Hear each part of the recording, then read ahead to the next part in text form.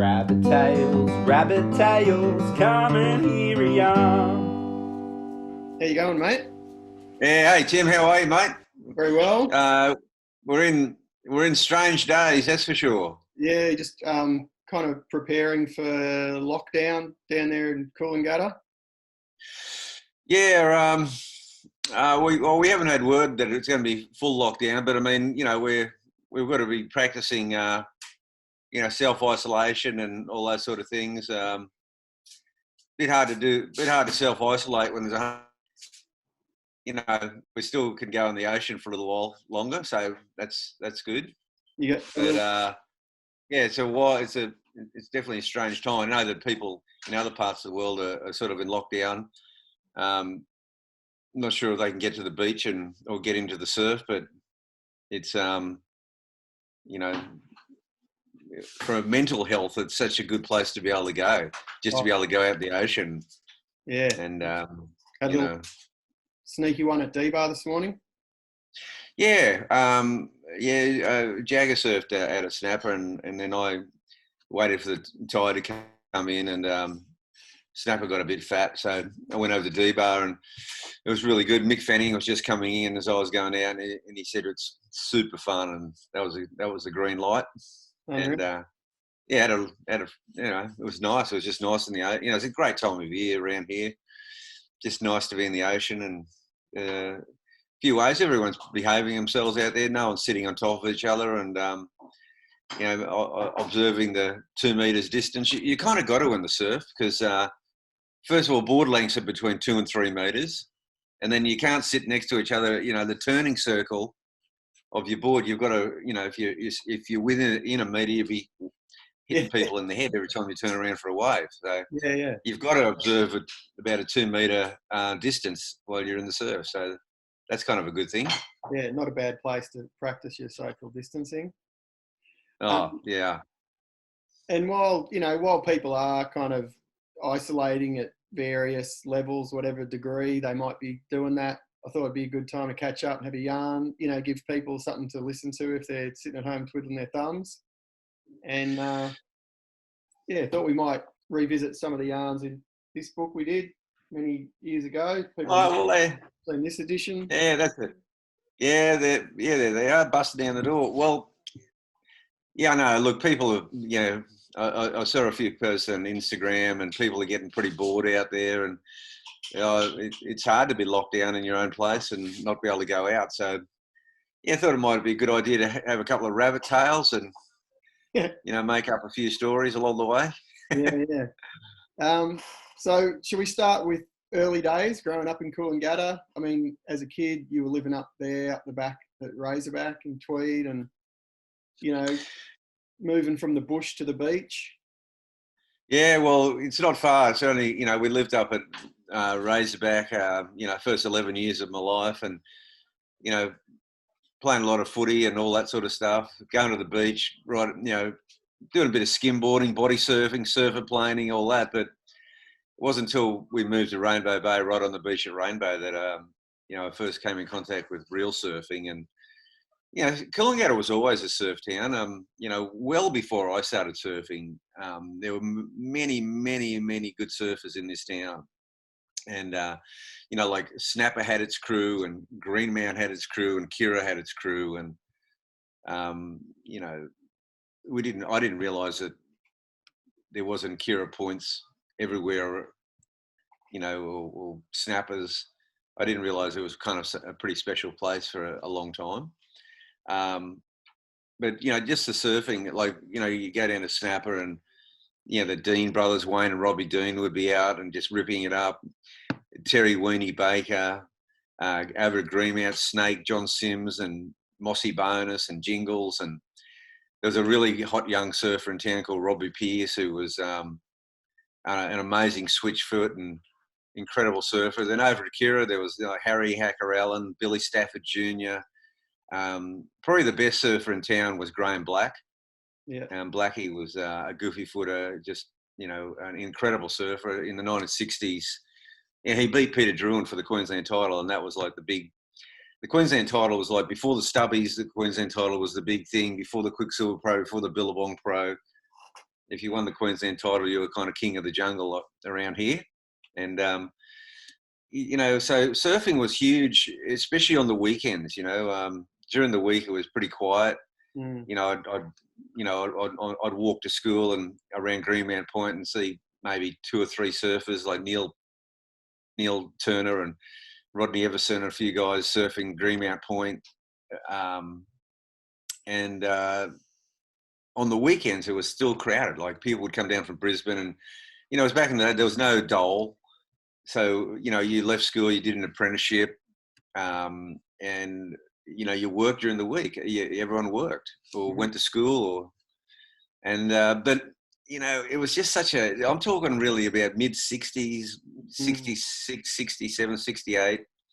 It was just such a time of change, you know. It was the first real youth revolution, all the music from, you know, the Beatles and the Rolling Stones and the Doors and Bob Dylan, and it was just the changing of the cultures were changing, and totally. Surfing was such a part of that. And it was, you know, guys were growing their hair long, and the girls were, you know, wearing, you know, hippie clothes, and it was just really an amazing time, you know. And as about a 11 or 12-year-old, I saw it all happening, you know, just watching it all going down, and it had a huge effect on me, you know.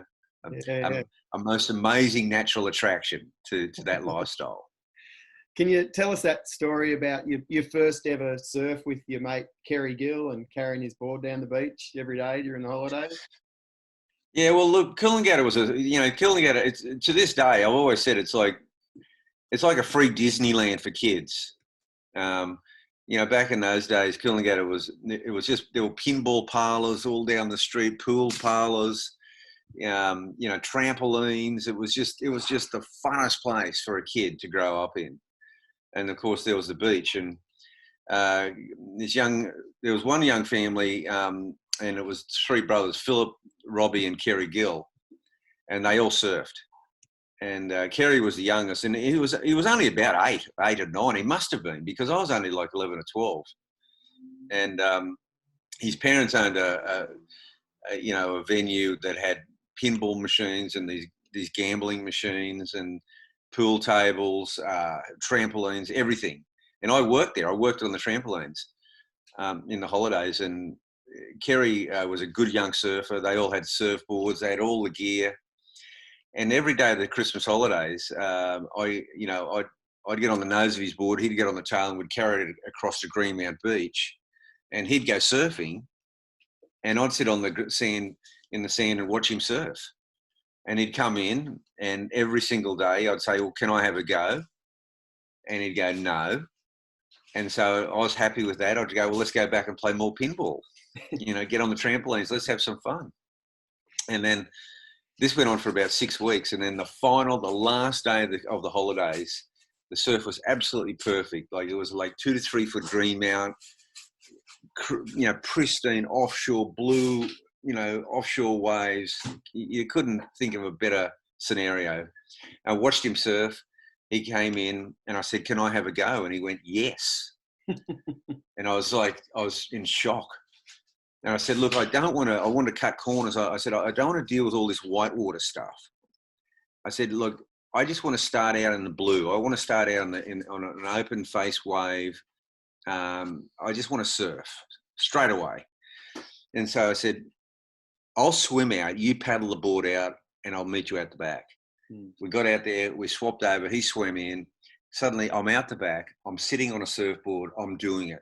I'm surfing, I'm one of the guys. What I didn't realise was it was an east swell, and there was a slight reverse rip. And I was slowly drifting into the flagged area where the body surfers were. And body surfing was a big deal back then, and there was this perfect wave coming down, peeling down Greenmount Point, and there was a guy on it, a really good body surfer, and he was doing he had all the technique just perfectly down. And as he's coming towards me, I realised I needed to shift, but because I'd tried to cut corners, I hadn't learned how to turn a surfboard. Like, it was a long surfboard, and I hadn't learned how to sit on the tail, swing the board around, and paddle out of trouble. And while I'm fumbling and trying to do this, the wave explodes, he lands, the board explodes, goes to the beach.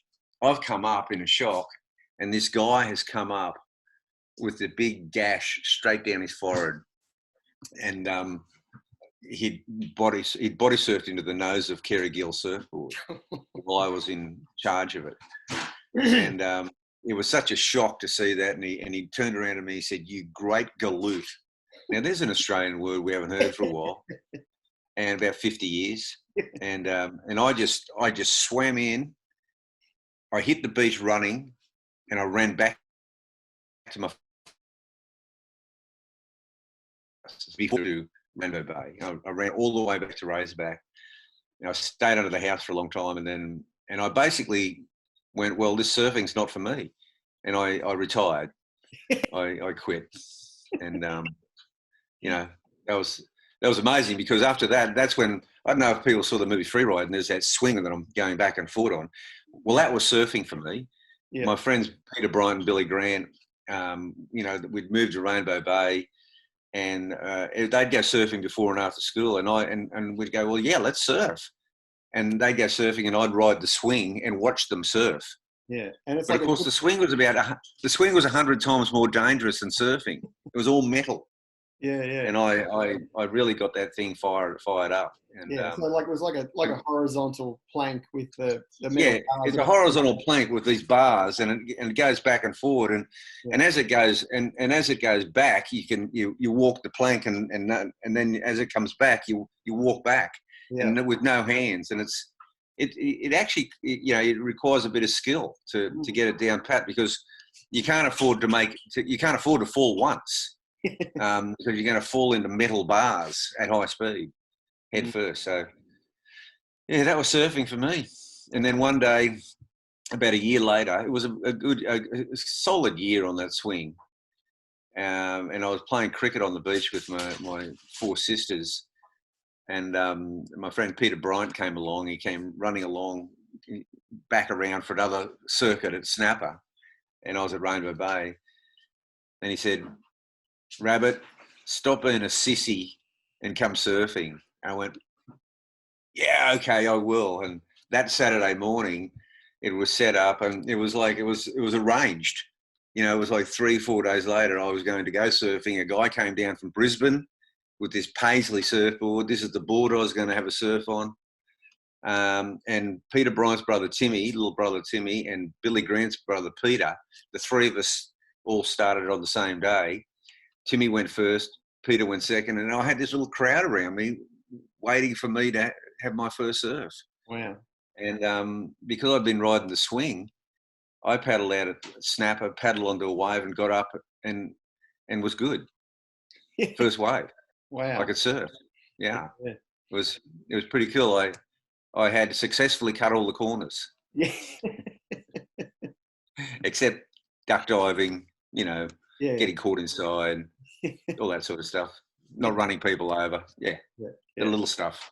Yeah. And as you say, people might have seen that swing in Freeride, but, council have since removed them all because they're just far too dangerous. Yeah. Oh, they're far too dangerous. I mean, the seesaws and those swings were, just so dangerous. I mean, nowadays, no, there's no chance of them surviving. But there was one in every park. There was one in Rainbow. There was one at Green Mountain. There's one at Burleigh. And the one in Freeride was the one at Burleigh.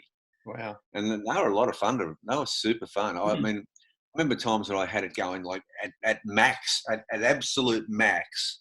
And I'd actually have to compress so that my head didn't hit the top. It was unbelievable how radical I got that thing going sometimes. Yeah. And if people have seen Freeride, they'd be familiar with that scene, and you're actually pretty adept at the whole cross-stepping business. You would have made a and that's longboarding. That's how you longboard. Hanging 10, hanging 5. I mean, and stepping back, being able to see, being able to walk the board, but being able to step back is I don't know if it's a forgotten skill, but it was always a skill in, the original mal surfing, the traditional classic surfing. Yeah. And so, how did I mean, living at Rainbow, we didn't have any money. I didn't have a surfboard, and there was a little shop on the corner called the Jungle Hut, and and the Curtises owned that, and the in the back they had this massive surfboard. It was like about a 12-foot surfboard. It weighed about 60 pounds. And I one day I said, look, can I borrow the board? And they said, yeah, take the board. And I said, drag it across the road. I couldn't lift it, and it actually was such a thick board. It made a mark in the bitumen on the road where I'd drag it back and forward, and I'd surf inside the little bank, the little rock break inside Rainbow, on that board, and that's what I sort of honed my skills on. Wow. And then to repair all the damage I did dragging it across the road, we used to repair the board with mosquito net and industrial wet resin. So it was an amazing mix. And when did you, discover, characters like Billy Rack, the beach hire guy at Green Mountain? You used to borrow his boards, didn't you? Yeah, well, look, all roads led to the surf, and Billy Rack was one of the original beach boys. Billy Rack and Johnny Cunningham were the two kind of beach boys from Greenmount, and they were the first to show me that you could live this lifestyle. Billy was a musician and surfer, and he had the high boards on Greenmount Beach, and I worked there for a while as well. Johnny Cunningham was a famous lifeguard who'd saved the compere of Bandstand. Brian Henderson, who was a media figure in Australia, saved his life. He'd saved people in cyclones. He was a really famous lifesaver. And these are the guys that kind of I looked up to. They were like mentors to me. And around Akira, there was Johnny Charlton and the Charlton family, and all his daughters surfed, and that's where he had a high board, and I used to hire out the surfer planes and the surfboards, and there was a number 19 board that Michael Peterson and I used to fight over. Yeah. But the first real encounter I had with Michael Peterson, Michael and his brother Tommy, we all grew up in Coolangatta, Petertown, and sort of we were like, even though we were considered the original Coolie kids, there was a whole generation before us that surfed. So we were definitely not the originals, but we kind of were we only became the Coolie kids after Mick Fanning, Joel Parkins and Dean Morrison became the Coolie kids. Yeah. Then we became the original Coolie kids. But I never really looked upon MP as a kid, I knew him as a kid. He was a good soccer player, really good soccer player. And then at Gill's Cafe one day, Tommy Peterson, his little brother, came up to me. Michael had one of the first sponsorships in town. He was sponsored by Merrin Surfboards. He had the best looking surfboard in the whole of Coolangatta. And one day Tommy Peterson came up to me and said, look, Mick said we could borrow his board.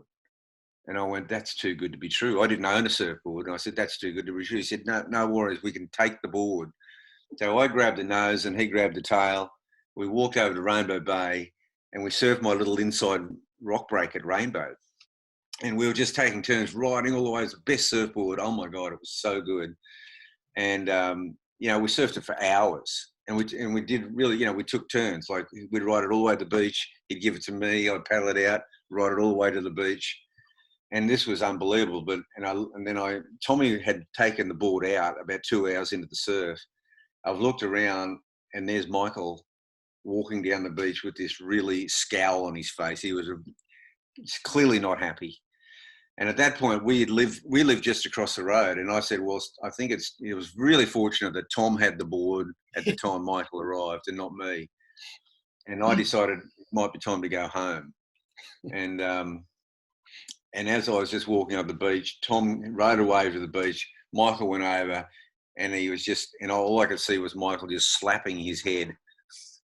And obviously we had not had permission to take Michael Peterson's surfboard. So that was my first encounter with him. He wasn't too happy, but I didn't get in too much trouble. Yeah. And look, there are a lot of great characters around that Coolangatta beach scene. I loved stories of those early days. And guys like Sharky Jack Evans with the porpoise pools, people would find that. Yeah, well, Sharky Jack was amazing. We had I mean, look, we had swimming pools at Snapper Rocks. I mean, it's such a shame they got taken away. We had a full Olympic-sized pool, another pool, and then there was a pool at the back that the waves used to actually come over.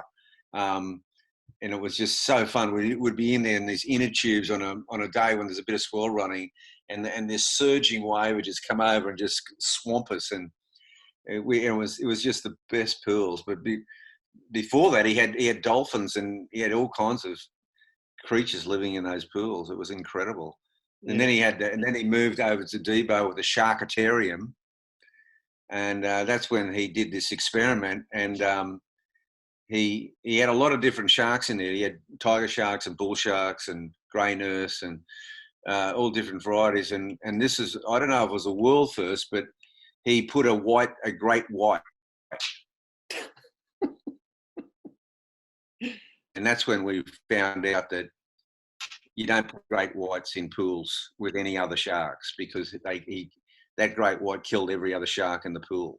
And me and my mate, Bruce Bucky Perriott, and we used to paddle across the river to surf on the other side. And there was a big buoy in the middle of the river. Yeah. And, we're paddling back and forward and back and forward. And I came back to one day and saw Sharky Jack standing there.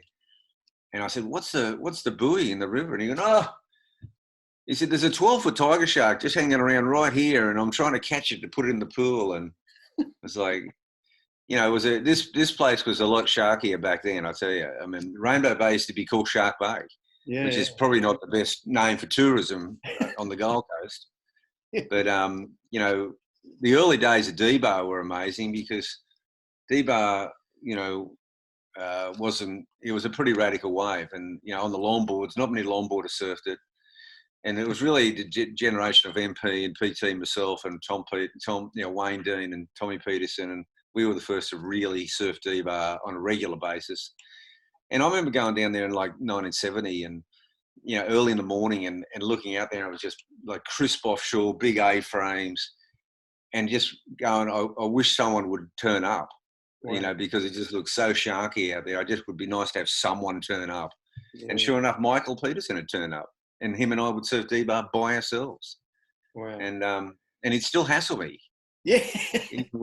There's only two of us out. Yeah. He'd still drop in on me and fade me, and it was so good. It was so much fun, though. Yeah, yeah. He was a great surfer. Yeah. And, you mentioned the Queensland Titles. What were some of those big events that were staged, on the Coolangatta point breaks, where you really got to see some of the best surfers of the day that, inspired you? Well, I mean, in the 1968 and 69 Queensland Titles were held at Snapper. Like people think that Snapper is like some man-made wave that's, ever since the sand bypass. Snapper was a great wave back then. I mean, it was behind the rock, and the great surfers from up the coast, like Peter Druin, Paul Nielsen, Rick Nielsen, Mickey Stafford, those guys from the Wind and Sea Club would come down and contest the Queensland Titles, and they were the superstars, they were the stars. And but we had some great surfers in Coolangatta, as I said, Graham Black and Robbie Dean, Wayne Dean, and to take them on. And the Queensland Titles was such a big event. I mean, I watched those two Queensland Titles in 68 and 69. I didn't even enter the cadet division. I just didn't think I was good enough.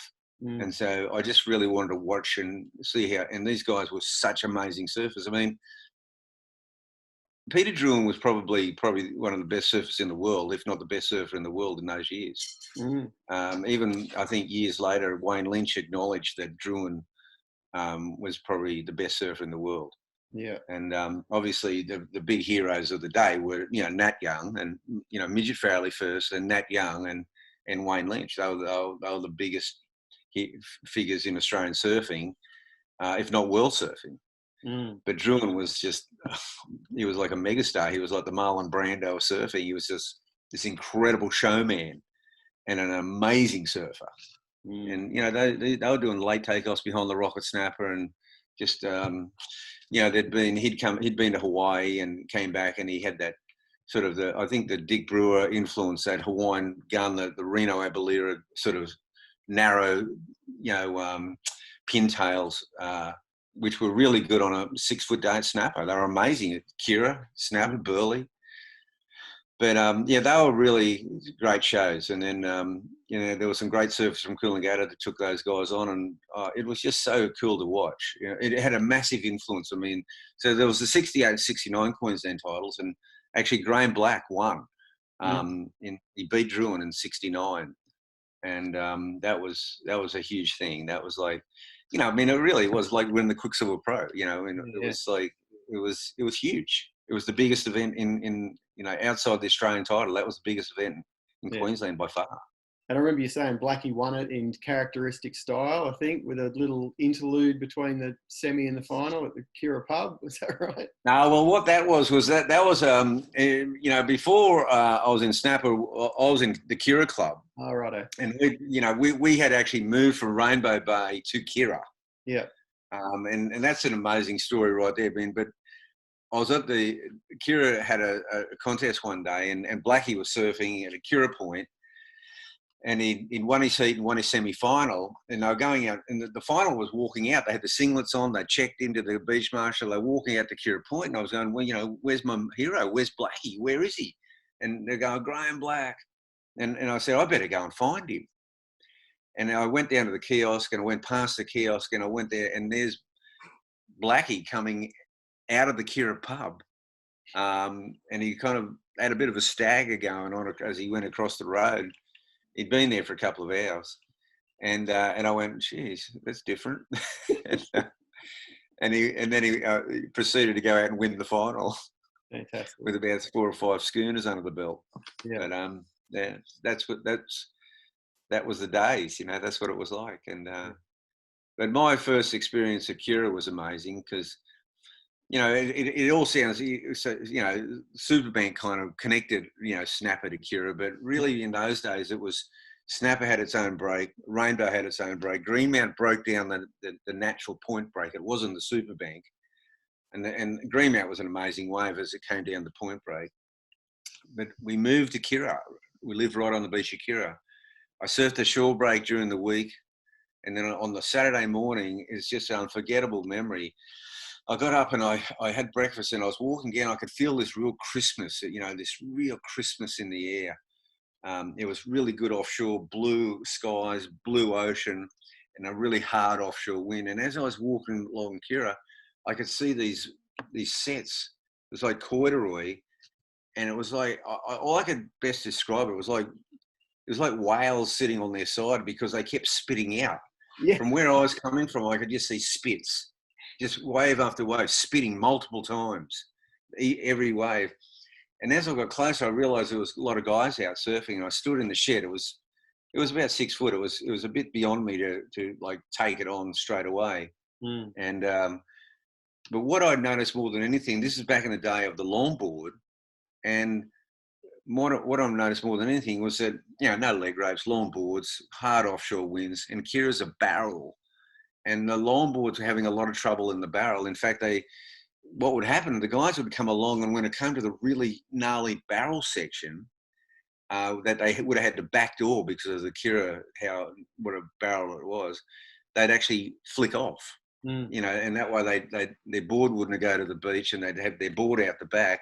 And the wind was so strong, I just remember this day, all I remember was waves spitting and boards flying in the air. And that's my memory. You know, the boards were very colourful back then. You know, Union Jacks and, you know, all colours on the boards, and there's just this colourful board just spinning in the air, and waves spitting out. And I happily surfed the shore break. Yeah. But you know, it was just before my time to be able to take it on, and you know, and then of course at that time the whole shortboard revolution happened, and it was amazing. And I was sitting at my mum's place, you know, when we still lived at Rainbow Bay, and on this one Saturday morning, and Wayne Dean and Robbie Dean and Ian Strange came in the front yard holding a 6'8" cut down surfboard under their arm, and that was my first board. Wow. And this is in the era where the boards had come down to 8 foot. Yeah, you know, they're like 8 foot plastic machines. You know, from the 9.6 loggers. You know. Yeah. And so the 8 foot boards were the kind of like the start of the shortboard revolution. Yeah, first generation. But this board was 6'8", and that was early days. I mean, this is, you know, to have a 6'8" board in like 1967 was it was a very short board. Like my friend Desi Curtis was a really good kneeboarder, and he'd often try to beat me home from school to go into the shed out the back and then grab my board and go, "Rabbit, this is a kneeboard. This is not a surfboard."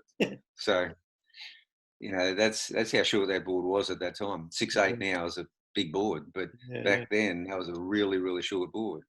And then, of course, it went to the next level, and we were stripping down boards, and then underneath Michael Peterson's house, you know, Michael was reshaping boards and Tommy was glassing them, and they made me some boards under there. And now we're talking 5'10s, you know, and 5'6s, 5'4s. You know, it was just a really exciting time.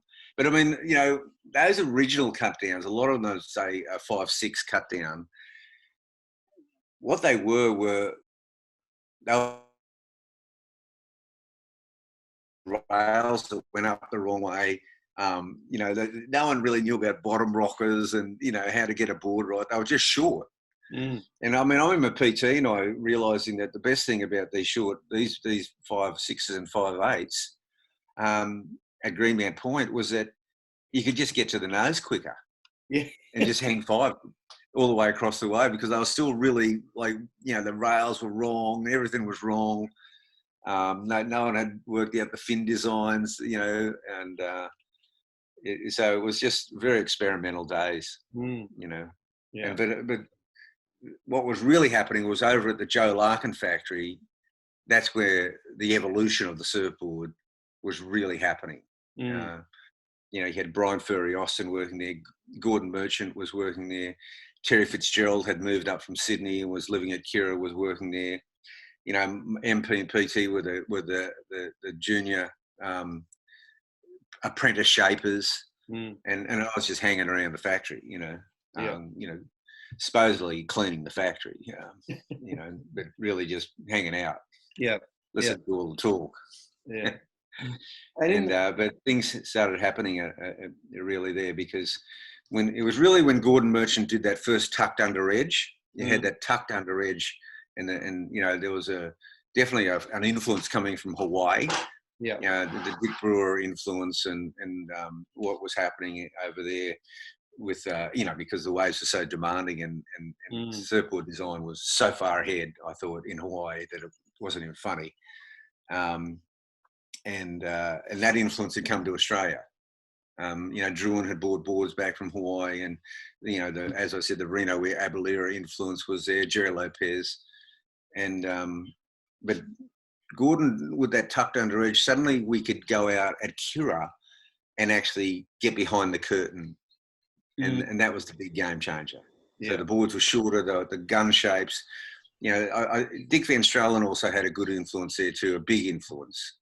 I think he was heavily influenced by what was happening in Hawaii too. And he was making amazing boards. And I got a couple of Dick Van Stralens that really, I got my first deep tube rides at Kira on Dick Van Stralen boards. But that was a game changer. Suddenly we're in the barrel at Kira, you know, in like 1971, and you know, completely disappeared behind the curtain for long periods of time. And that, you know, it just had never been done before. That was a new way to surf. And, you know, Michael Peterson's known as a great surfer, but he was perhaps underestimated as a shaper in his knowledge of surfboard design. He was making some pretty important boards at the time too, eh? Michael was a really a progressive shaper. He was really ahead of his time. You know, like, there was a lot of influence. Like, Michael was really influenced by Nat Young. I'd say one of the biggest influences, though, was Wayne Lynch. I mean, when my friend Bucky Parrott and I walked around Greenmount Point one day and saw this surfer out at Rainbow Bay doing these most silky, most perfect figure eights, just this free-flowing surfing. I'd never seen anything like it. And I just went, that had to be Wayne Lynch. And it was. It was the best surfing I'd ever seen. Wow. And you know, they talk about, like, 1970, the world titles that Rolf Arness won down at Joanna, but down the beach, Wayne Lynch was free surfing, and he was the best surfer in the world. And he had a massive influence on Michael Peterson. Mm. And you know, the rake fin, you know, the squash tail, and Michael was, you know, like going out surfing and coming back in and tweaking. Mm. And it was just constantly, you know, refining and tweaking and experimenting, and yeah, he was a great shaper as well as an incredible surfer. Yeah, but local constabulary weren't quite so impressed with Wayne Lynch. They weren't. Isn't there a story about him getting run out of town, sleeping under a pandanus tree or something? What happened in Coolangatta? I mean, this is harking back. Look, Coolangatta was such a colourful town. You know, the surfers, you know, they grew their hair long. Our parents just, the surfers were the most hated figures because they were just the original rebels. You know, on a Saturday night in Coolangatta, you had the surfies over here at one cafe, Kev's Diner, Chew and Spew, and we had the rockers over at this cafe called Butsy's. And fair enough, I mean, sure enough, somewhere in the middle of that Saturday night, after many, you know, drinks were consumed, they'd come together in a brawl. You know, the surfy rocker wars were unbelievable. Yeah. So there was the surfy bikie wars, there was the surfy clubby wars, and then there was the surfy police wars. And you know, the police at the time, the Queensland police, just absolutely, surfers were the absolute bottom rung of society. They were like the vermin, you know, like they really were. And they brought out a law in Queensland called the vagrancy law, where you had to have $1 in your pocket or you got arrested. If you came from interstate, you got thrown out of the state. And that's why you saw these amazing scenes, like on a Sunday afternoon at Greenmount, you'd see these amazing scenes where the surfers, the police would do a charge, and they'd come charging in with their batons, and the surfers would take off and run around Greenmount Point. And at the end of Greenmount Point, you'd always find lots and lots of pairs of thongs where the surfers had ran to the end of the point, climbed down the rocks, dove in with their Levi's on and their T-shirts, and swam to Kira Point to get away from the cops because they didn't have $1 in their pocket. But Wayne Lynch became a victim of this, and they got him, and you know, he had long hair, he looked like the Messiah. He probably had no money on him, and he was, I think, sleeping on the beach at Greenmount, and they got him and roughed him up and threw him out of the state. But that only meant being thrown out about 100 metres, because the Queensland-New South Wales border was about seriously 50 metres from Greenmount Point, and still is. And you know, they're thinking about putting up a Berlin-style wall right now, but to keep the New South Wales and Queensland divided. But back then, it was a real deal. And of course, the surfers would just get thrown out of Queensland and then double back. Yeah. So because all the good point breaks are in Queensland, you know, it was a colourful era. It was incredible to see. Yeah. Well, that's an interesting segue back to the present day, because they are trying to close the border. But you're in Queensland, but fortunately you can still surf D-bar. Yeah, we just surfed D-bar this morning. I mean, look, you know, when it first came out, there was a bit of a hysteria about it, going, oh, you know, it was seriously like, you know, they're going to put up an invisible border, like, you know, East Berlin and West Berlin. And you know, there was one politician came out, we're not going to have people from New South Wales coming across here to get coffee in Queensland. I mean, of all the big issues going on, he chose to focus on something as divisive as coming across for a coffee or a surfer walking over to go surfing.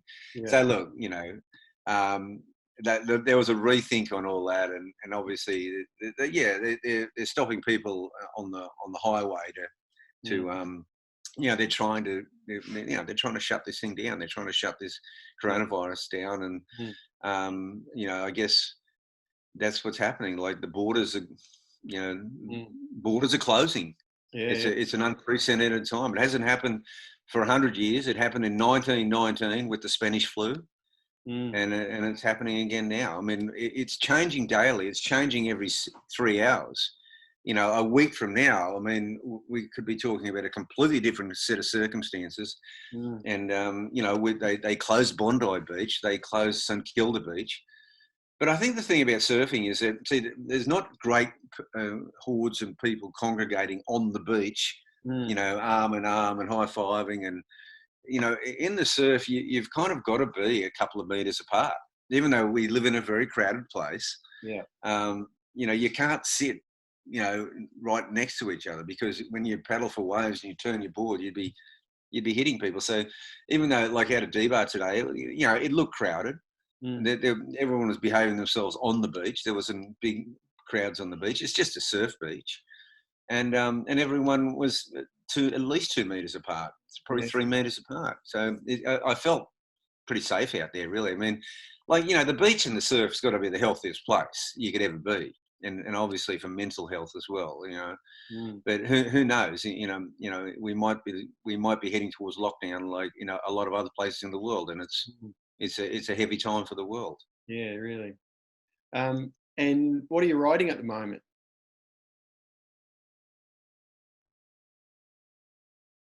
Well, at the moment, I've got some beautiful boards. It's amazing. Like and my year started, 2020 started on January 1 at 9 a.m. I got an email from the letters from New York lawyers saying my Hurley ambassadorship, my Hurley contract had been terminated. And suddenly it was very sudden, you know, it was all over for me. And I found myself in a situation where I had nothing going on. And I went to gym, and then when I was driving home from gym, I just had this thought. I pulled over and I rang Nev Hyman. Yeah. And Nev and I have collaborated, and through the Surfboard Warehouse, and we've come up with this bugs model. And it's, you know, it's weird. It's called a never surrender.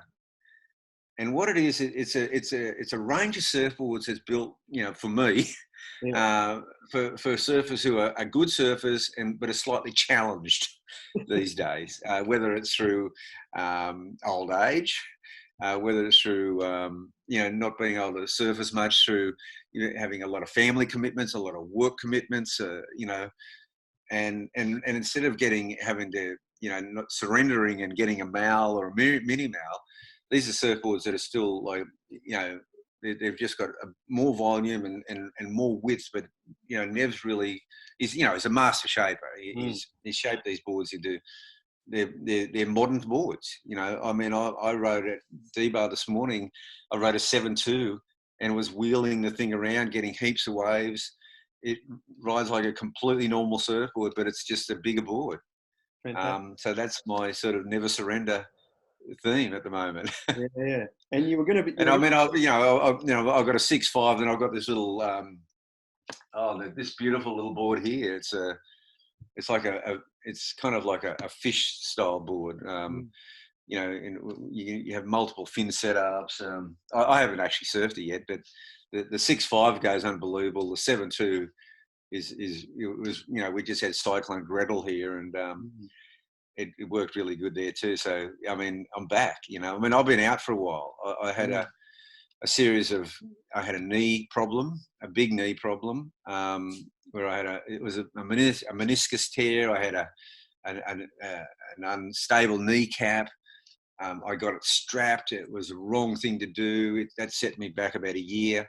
Then I went from there to some hamstring problems. I got back into playing tennis. The hammy went. And all up, it was about 2 years. I was out.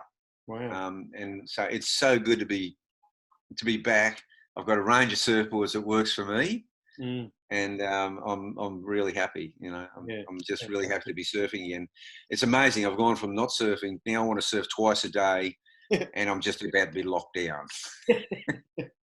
So, I don't know about the timing, but I'm keen. Yeah, that's great. Well, hopefully we can keep surfing for a while yet. And you were going to do that Never Surrender tour, you know, speaking tour, which we obviously can't do at the moment. So hopefully we'll just sort of do it virtually online and deliver people a few more yarns in the weeks ahead.